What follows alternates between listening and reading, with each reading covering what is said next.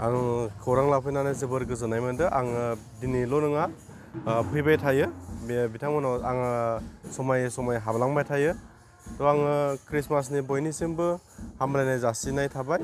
गासै मुलुगावनो बे जिसु ख्रिस्ट'नि जोनोमजों बे जिसु ख्रिस्ट'नि आदर्शजों मुलुगाव जाहाथे सान्थिया जोंनाव फैयो, सान्थि जोङो लाबोनो हायो, अनलायनाय जोङो लाबोनो हायो। बेखौनो आङो थोजासे जिसु ख्रिस्ट'नाव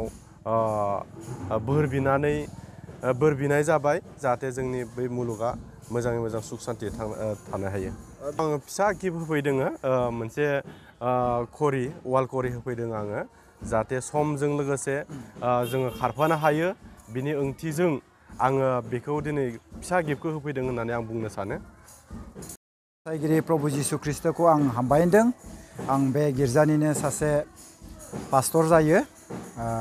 बिथांमोना जोंनियाव फैनानै गोबां जोंखौ थुलुंगा होफैदों, इनकारेज होफैदों।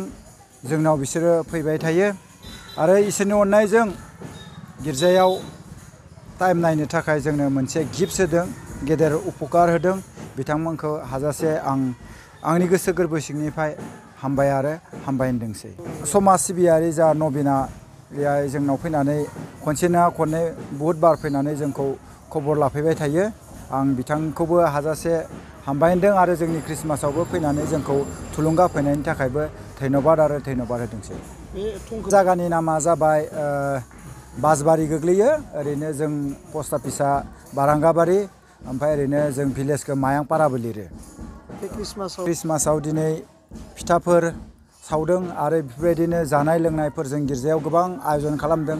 जों अनलायलायनानै गासै बिसासिफोरा बेखौ दिनै राननानै जागोन। बेजों लोगोसे जिसु ख्रिस्ट'नि जोनोम जानायनि बिसय जों गिर्जायाव जों सावरायगोन।